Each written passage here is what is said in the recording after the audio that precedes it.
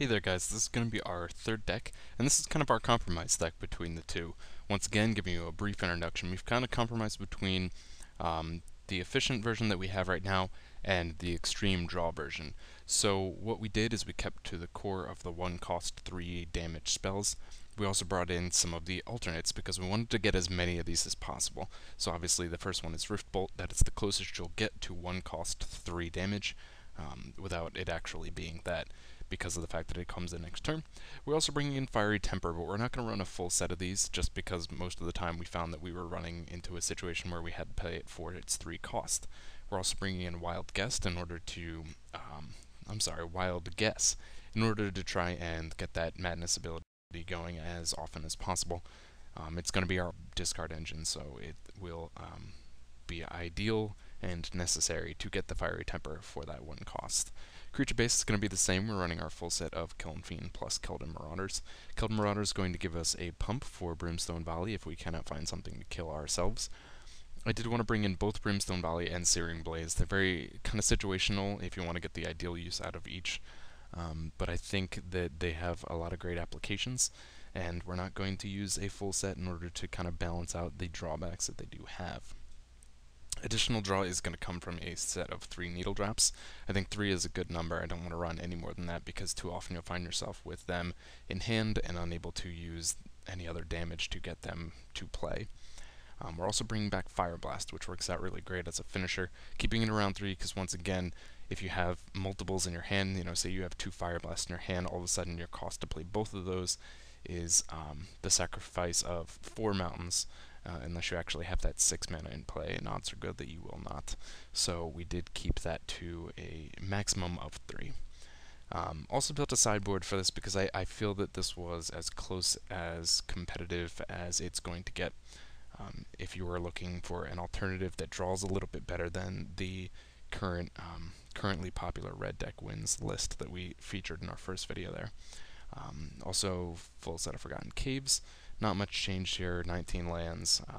If you want to check out the sideboard, I'm not going to talk about it a lot here, but you can check it out. It's on above here on the deck list. It is posted, and you can check out some of the card choices. I think it actually stands some pretty good chances against some of the popular decks out there, especially with these sideboard options. So let's get into the games. Okay guys, so this is going to be the first game using our kind of combination deck here with red deck wins. Opening hand is not that good. We do have a lot of land. Luckily one is Forgotten Cave, which will allow us a chance to cycle away some of that extra land. We are however going to keep it because of the fact that we do get a decent turn 1 play in Lightning Bolt or Chain Lightning into a Kiln Fiend, which gives us a really aggressive start. Also, as I said earlier, as you continue to mulligan down, your hand gets smaller. With such a small mana base to start, you're going to decrease the odds of being able to draw into lands as you drop to 6 and 5 and so on. So we are going to start out with Chain Lightning just to be able to get that out before an opponent has a chance to copy it. Not sure what he's playing, but usually Forest into Probe is a pretty good sign that it is Infect, which I think is a really good matchup, depending on how they draw, whether they can get their growths or not. So starts off really fast start for him, which is really great. He did have to mulligan a little bit, so it puts us at an advantage. It means that he is less likely to be able to go off as soon as he gets a creature out of Summoning Sickness. Did get a little bit of draw off the Probe, but they don't have a lot of draw, so him having to mulligan is putting us in a really good spot. Top deck into Searing Blaze, which is going to be great. We're going to use that instead of the Kiln Fiend off of our land drop and kill off this Glistener Elf. If you can keep the creatures off the board, then you're putting yourself in a really good position. Like I said, the fact that he had to mulligan down shrinks his hand and decreases the odds that he's going to find something that he needs, kind of like finds a Basswood. So Seal comes down. He obviously kept a 1-land hand, which is going to work to my advantage. Draw into Fiery Temper, but we're finally going to get an opportunity here to put out our Kiln Fiend. This gives us a chance to not only block, but we can also be pretty aggressive as well. And we're going to cycle off that land. 3 is kind of the place we want to be for lands in the field, so we're going to get rid of that Forgotten Cave. It's not really necessary. Draw into a Wild Guess off that, which is great because we do have that Fiery Temper that we drew earlier, so we're going to be able to combo these off for that play. Even better, it's going to activate the ability on the Kiln Fiend twice. So he hits the second land and is able to get a creature on the field in Blight Mamba, and this presents us a little bit of an issue. We can obviously play the Wild Guess into Fiery Temper here, and upon thought on where the temper should go, there's no point in trying to kill down the Mamba. Even if he does not have something like Mutagenic Growth in his hand, he can pump it up off the Seal of Strength, so it is going to be wasted and the Kiln Fiend is going to die anyways. So the right play here, as you'll see I do in a second, is to use the Fiery Temper and target my opponent. It drops his life. He's still going to be forced to block this Kiln Fiend because its power is going to be 7, and if he doesn't, it'll be putting him down to 2, which is very low range for Burn. So he's still forced to block if he decides to kill Seal of Strength in order to kill off my Kiln Fiend. It's a pretty decent trade. It's getting rid of one of his pump spells as well as one of his creatures. If he decides not to pump it up, then we're still getting out pretty well. The Kiln Fiend will be slightly smaller, but it would still be surviving another day. So he did decide to block and trade, and I think that was the right move on his part, but this deck is one of the few that is as fast, if not faster, than Infect can be, depending on the draw. Like I said, especially because he had to mulligan down, it definitely put me in an advantage. So, puts out Cisbear, and I debated what the play was here to try and kill this off or not. I had plenty of mana available. My obvious plays were going to be Lava Spike. This can only target a player, so I'm going to start off with that. And then, because I still have 2 land available, I'm going to use one of those to Needle Drop and hope that we get into Fire Blast, which we do. So, amazing top decks in this game, really awesome draw. And this means that we can now finish him off by Lightning Bolt for dropping him to 2, and sacrificing 2 mountains to finish him off with Fire Blast. Okay, so stepping into the second game here. Opening hand was pretty good, I guess. We have 2 lands available to us, which is great. We have turn 1 and turn 2 plays with Chain Lightning, Lightning Bolt, and Searing Blaze. We also have the ability to hit that Searing Blaze on turn 2, which is great. If our opponent is running a creature, then we will be able to get that big damage and quick kill off. Also a great opportunity for Brimstone Valley later on, hopefully to be able to get in for Morbid. Now, just knowing my opponent and having played against him several times, I knew this was Storm, which makes this hand, especially seeing this, much less intriguing. I could have taken the chance to mulligan just knowing my opponent and saying, okay, most of the times I've played this guy is running Storm, so these Searing Blazes will be useless to me. But there is always that chance that he is not playing Storm, and I have played against him when he is not. So, I decided to gamble and take that chance, but the Scary comes down, and we are going to have 2 dead cards in hand, which is definitely going to put us at a disadvantage, especially like a matchup against Storm, where they're running as fast as possible, and we're just trying to keep up. So again, this is a matchup that will get much better after sideboarding, with the use of Electrickeries and being able to bring out these Searing Blazes. Chain Lightning, Rift Bolts. Not much to be said here. Lightning, just again, doing damage as fast as possible, hoping to get as much in before he gets to Storm. Thankfully, we actually make it to a turn 3, and I decide to throw out a Rift Bolt. I could have hit him with Brimstone Volley. Either way, I could have even hardcast Rift Bolt. It's not going to make a huge difference, because it's still not going to be fatal damage. I'm still going to need more time in order to finish him off. But unfortunately, it does appear that I will not get that extra time as he continues to storm off here. And I'm just kind of go through this fast. And I was thinking at this point I may still have a chance because he did have only 1 mana available. However, he does still have 6 cards in hand, which means the odds of him getting something like Lotus Petal there pretty good, and into Bushwhacker. So again, maybe a misplay on my part knowing my opponent and not mulliganing away a hand with 2 Searing Blazes, but nonetheless it is still just a bad matchup. Definitely pre-sideboard, and if he switched to Grape Shot, then you're pretty poor off as well. Storm is again a very fast deck that is able to race you down faster, and in comparison to something like Infect, you can control them, you can keep their creatures off the board and slow down their tempo. You really have little to do that can interact with the tempo of Storm outside of Electrickery. Okay guys, so this is our next game. Opening hand was not good. We had 2 lands available, but they were both, sorry about that, they were both tapped lands, so we wanted to try and avoid this hand because we are on the play, and that's not good. Opening hand down to 6 is still not great. We have 1 land available, which would be fine in most cases. However, our only 1 drop is Needle Drop, which we cannot play. And then we have a 2 drop, and our remainders are 3 and 5. I'm sorry, 3 and 6, so it's just really not good at all.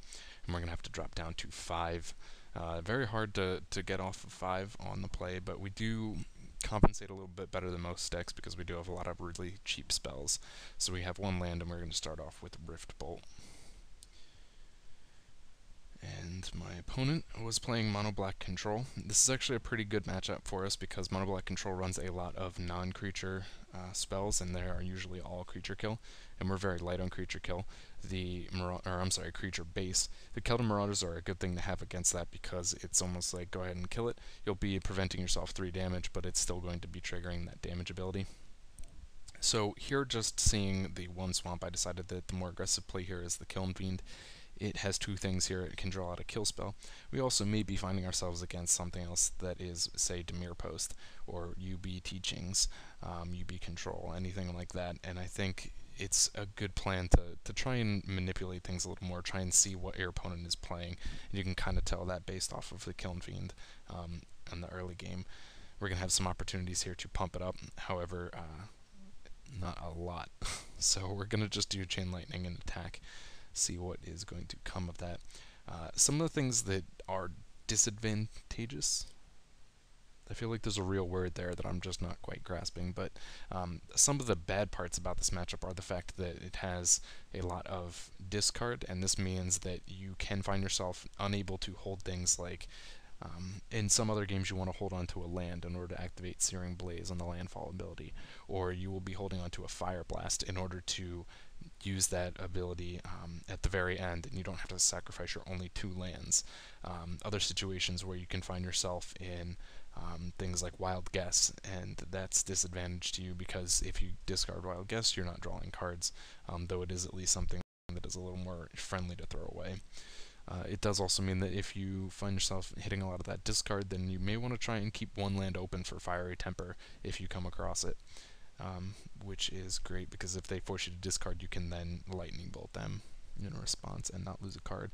Also, there's a fine line as well because of the Chittering Rats and how that slows you down. This deck already kind of fears top deck mode, and Mono Black Control does have some ability to keep you in that situation.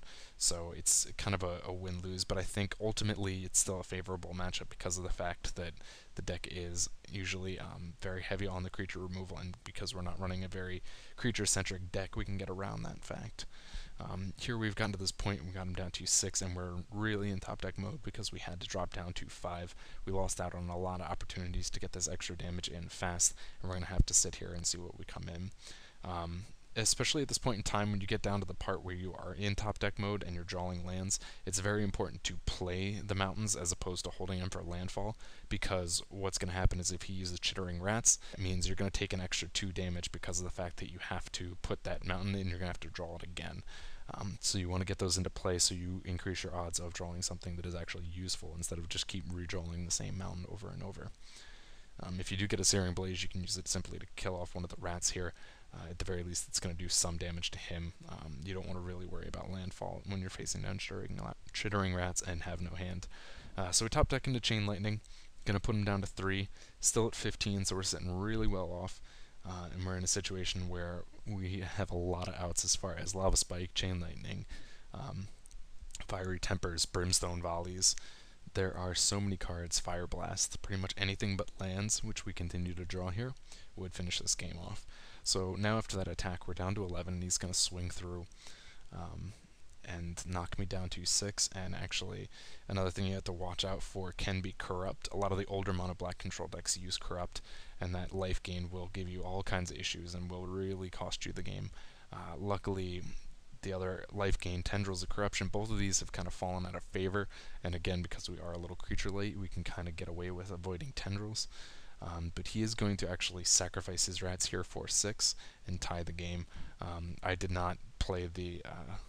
if you draw a single game, you'll note that it takes you into sideboarding and into a second game, despite the fact that you're not playing matches. I decided not to do this because, we've got the Mono Black matchup. I'm showing you how it went. I did draw the next card, and it was actually a Brimstone Volley, so we would have had this game won if he had not decided to do that. But hey, it's his choice, and it was also my choice to not play the other game. Okay guys, stepping into our fourth game here. The opening hand was pretty good. We had 2 lands available, which is our magic number. Turn 1 plays in Rift Bolt and Lava Spike, also turn 2 into Marauder. So we will definitely keep this hand. And obviously we're going to start off with the Rift Bolt. It's the best way to go just because of the fact that you have to wait a turn to get that into play, so you want to get that going as soon as possible.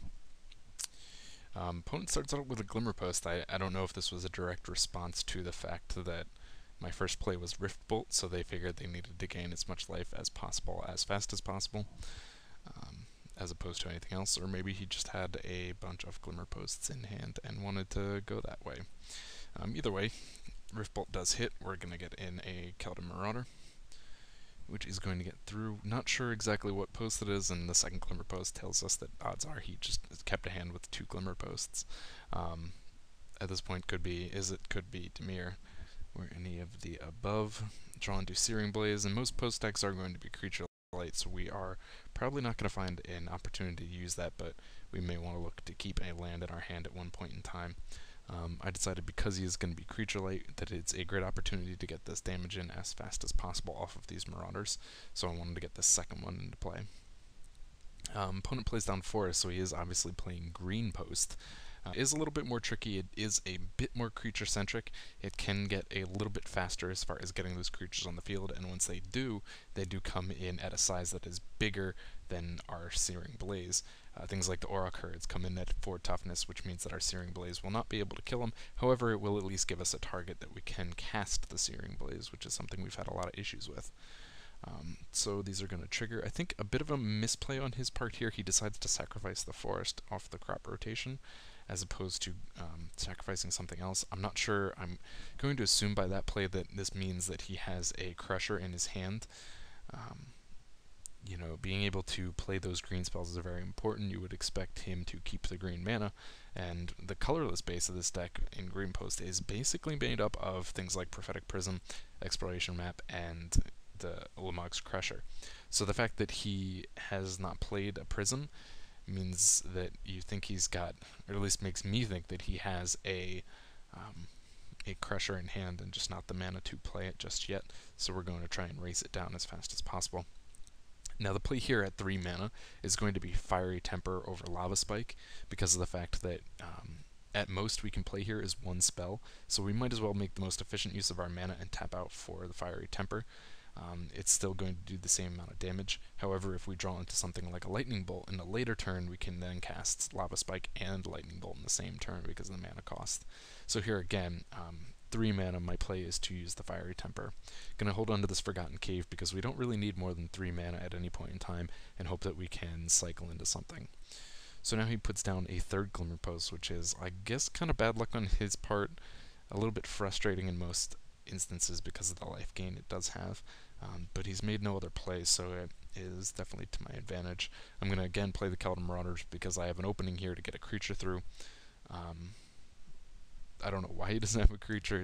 There's some questionable plays, I think, but I can't judge because I can't see his hand, and I am going to use that extra mana to cycle off the Forgotten Cave. Unfortunately, I hit into a mountain, so I decide, you know what, let's just cast this Lava Spike now, and we'll take him down to 4. He concedes out here because I'm guessing he did not draw into any kind of block or anything, and next turn he's going to take 3 off the Marauder's attack, and then 1 when it dies. Okay guys, this is the last game, and this is one of the most fun games I've played in a long time. So opening hand had only 1 land, but I did decide to keep it because we do have a turn 1 playoff Rift Bolt. And even if we don't hit into a second land anytime soon, we do have a lot of options as far as Lava Spike. Here we have Lightning Bolt and Chain Lightning as well for some fast damage and some plays early on. Opponent is going to be playing Delver Blue, so that turn 1 Delver is a great start for him. I am going to decide to race him down, as opposed to trying to kill off this Delver beforehand. Didn't draw into our second land, but we did get a second Kiln Fiend.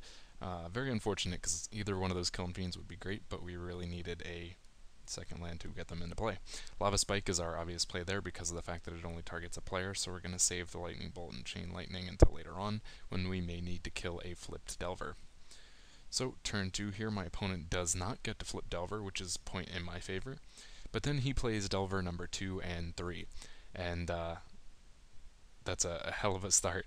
I don't know if you can see it in comments here, but the thought on my mind is, oh god, where is Electrickery when I need it? But we do draw into our second land, which is fantastic, because this is going to be a killer race. If he does manage to flip a Delver, all three of those are going to flip, and we will be taking 9 damage in a single turn. So I'm putting out Kiln Fiend. It's going to basically create a wall to block Delvers if he doesn't get the flip. And it's going to give me kind of a quick race. Also was an opportunity to get into play while my opponent was tapped out and unable to counterspell. Unfortunately for me, he does reveal a Think Twice, which is going to flip all 3 Delvers, and now we're in race mode. I do have an opportunity to finish him off next turn, but it is going to be very, very close. I'm going to take 9 here, and actually would survive, I guess, one more turn, taking another 9 damage off this, but it's really kind of important to get this going. So get an awesome top deck here into Fire Blast, and I'm going to go absolutely all in. Start off with Lava Spike, trying to draw out any counter spells he may have, and I guess maybe this is better classified as Mono Blue Control as opposed to Delver. But I do Lava Spike into Chain Lightning, which is going to pump up the Kiln Fiend to a 7-2. He does respond to the Chain Lightning here with Fairy Trickery, which is why it's more of a Mono Blue Control as opposed to Delver. Most of the time Delver Blue does not run Fairy Trickery. It's usually considered too clunky because of that 3 casting cost. But he's going to stop it. However, it is still going to mean that he is taking 7 damage off of the Kiln Fiend, and it's going to be even better here because he is tapped out, and I'm going to Fire Blast. Now the Fire Blast is going to put him well within range of killing off my Kiln Fiend here, but pumping up the Kiln Fiend at this point in time would make it a 10-2. The only thing that would have saved him there is if he did have a Daze and was able to counter my Fire Blast, because then I would only be able to do that 10 damage, and I would have been 1 short from winning the game. Though actually, there would still be a decent chance of me getting the game because he would only be able to attack me for 9. So he'd be at 1, I'd be at 1, and then I would get an extra turn. And hopefully I found a land, because if I didn't, I'd be SOL without. So if we can talk real quick about the deck, I think it worked out decently. I think it actually, while the draw was a little bit nicer, it definitely is still lacking a bit of tempo, and it's one of these things that I feel like the combination between this version with a little bit of draw off of Wild Guess in comparison to the original list that we looked at that has made DE appearances, it's like apples and oranges. They both work at a considerable speed. They're both fairly consistent. However, in the current list, you are less likely to run into issues where you may find yourself a bit tempo slowed off of a bad draw of multiple, needle drops and multiple wild guesses. So it's really a matter of opinion, I guess, in playstyle. To me, I prefer a little bit of draw, even as minimal as it is, so I would probably go with this second version. But definitely keep reading, comments below. Hope you guys enjoyed them.